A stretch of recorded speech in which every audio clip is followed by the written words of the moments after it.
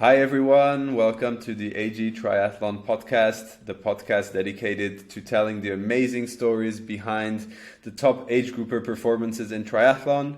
This weekend we had the IRONMAN World Championships 2021 in St. George, Utah. And today I have with me Joanna Wright, who was very kind to less than 24 hours after her race join me on the podcast. Hi Joanna, thanks for being on the show. Hi, thanks for having me. It's my pleasure. Joanna, so tell us a bit about yourself. So I started triathlon in around kind of 2015.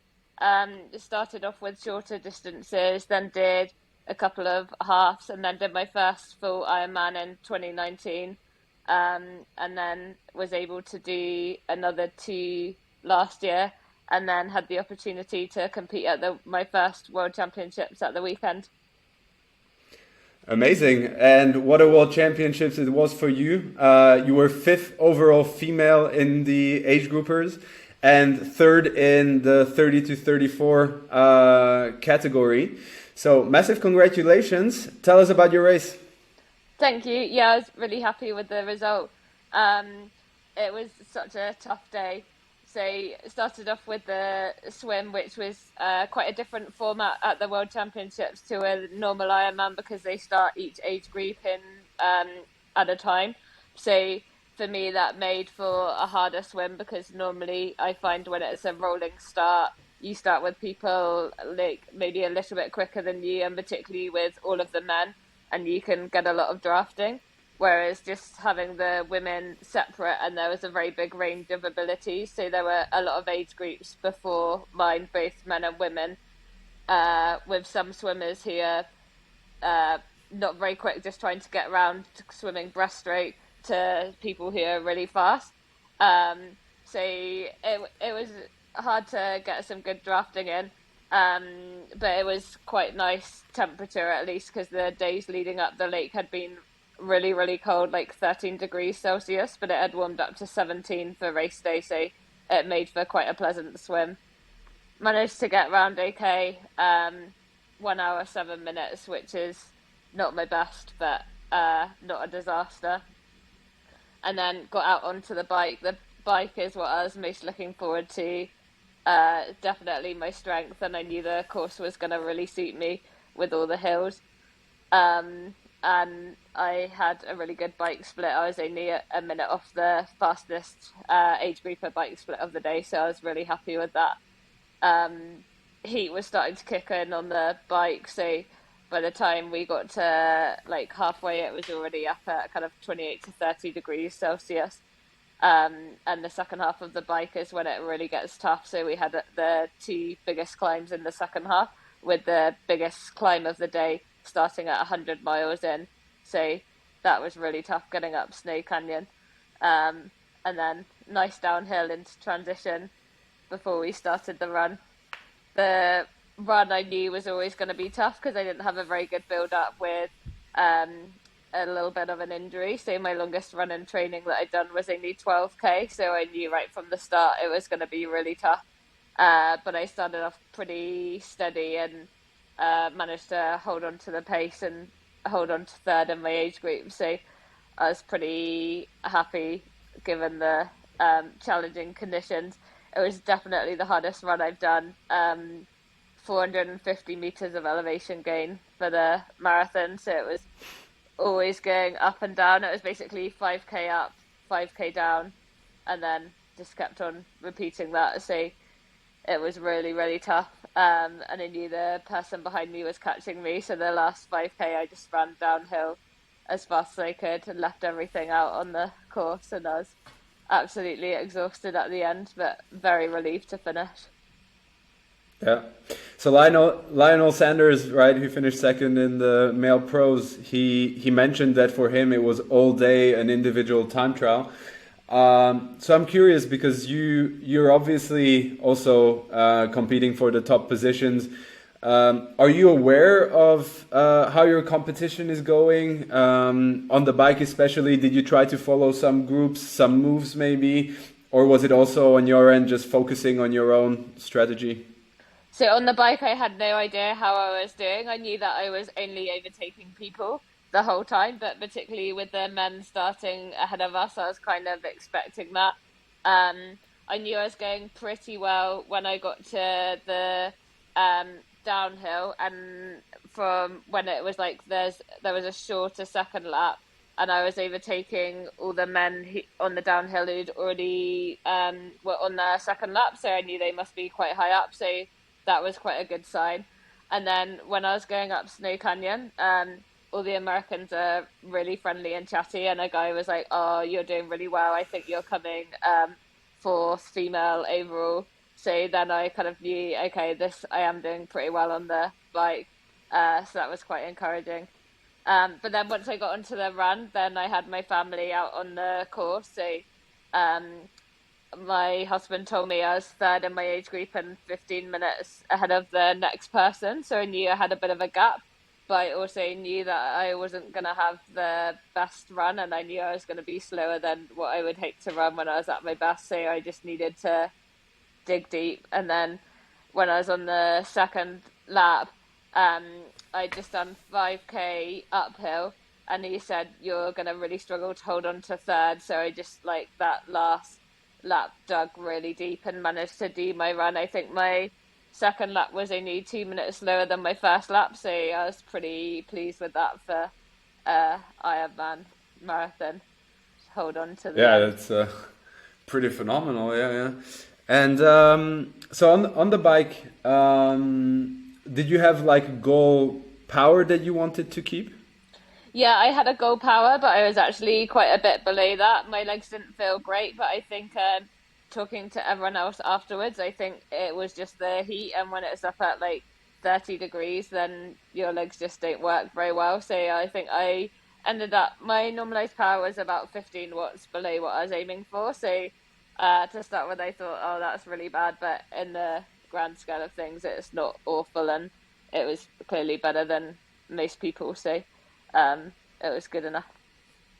And what type of wattage were you planning to do? So I was aiming to have 190 normalized, but I ended up being around 175. Yeah, yeah, sure. And then, right, you mentioned the conditions, the heat. How do you adapt your nutrition to that? Did you have to make a shift compared to what you had planned, or were you very well prepared?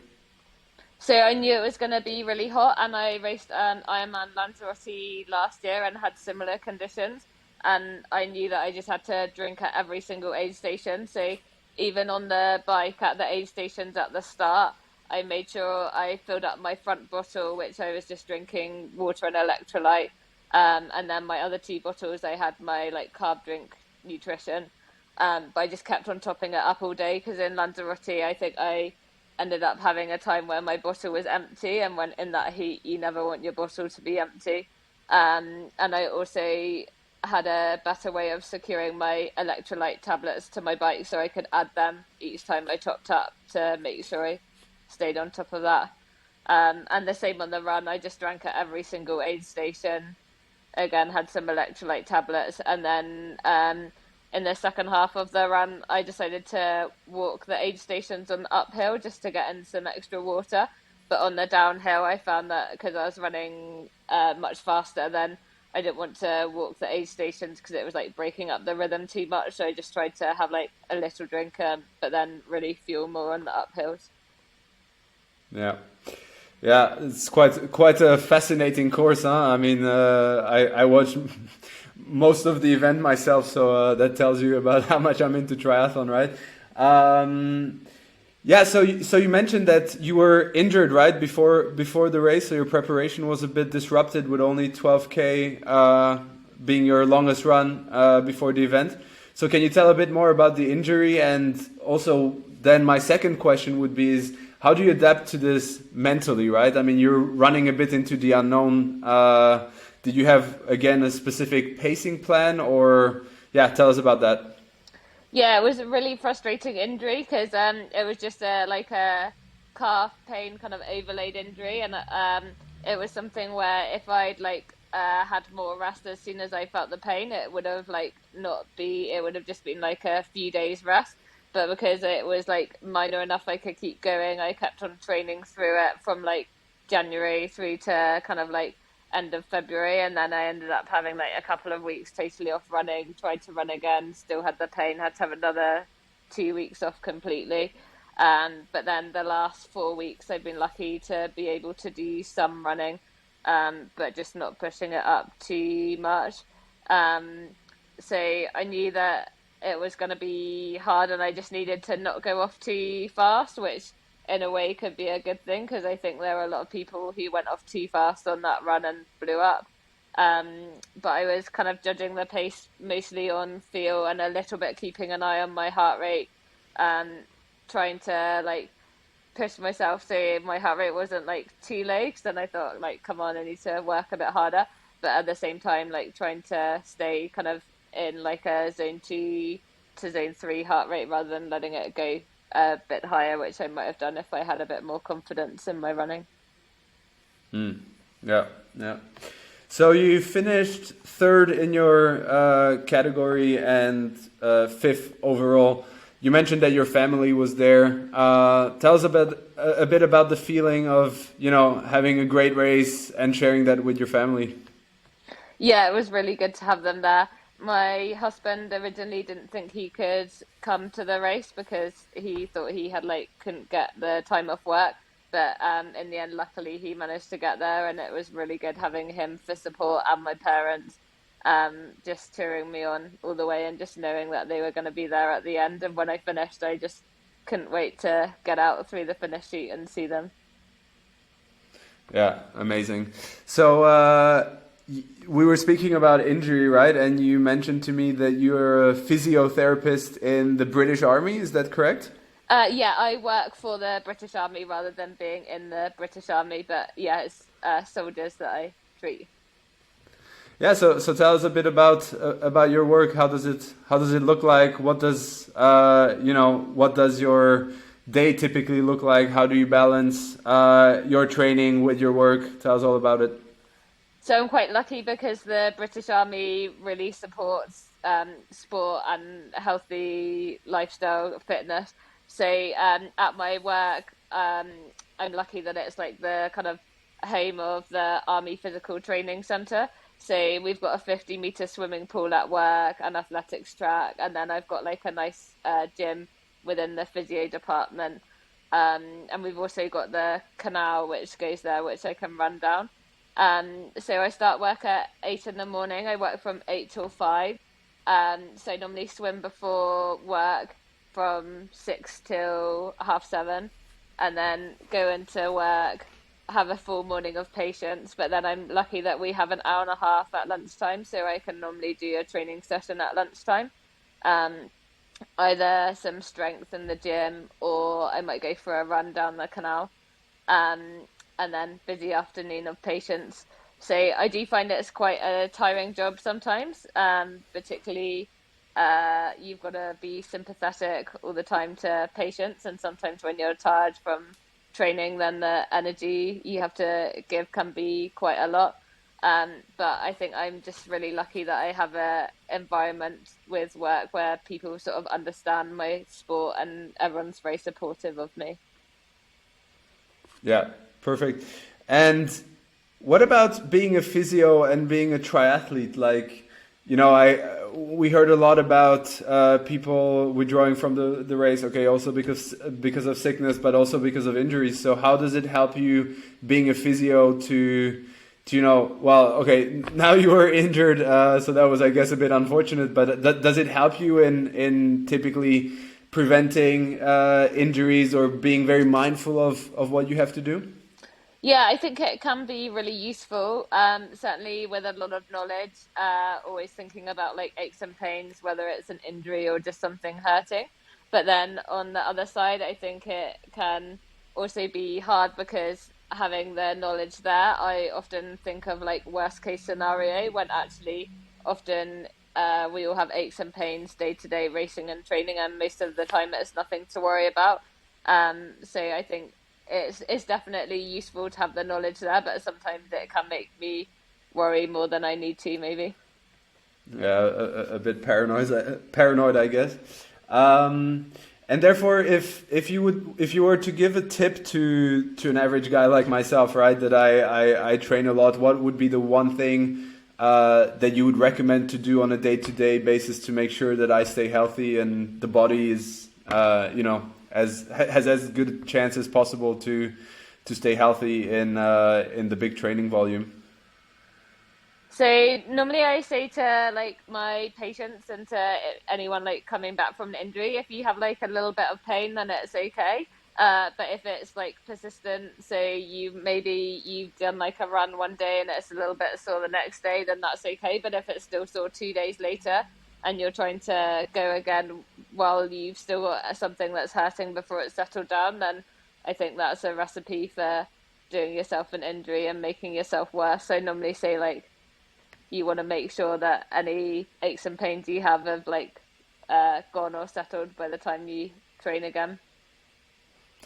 Right. So basically, if you observe something that persists, then you should be extra careful and rather take a day off or go and get it checked out rather than overtrain or train into it. And I have to say that I've observed that triathletes were quite bad at just saying, okay, this is annoying, or I should be careful with this. I feel like we have the tendency to overdo it, right? So I guess it's a bit about our mentality, yeah?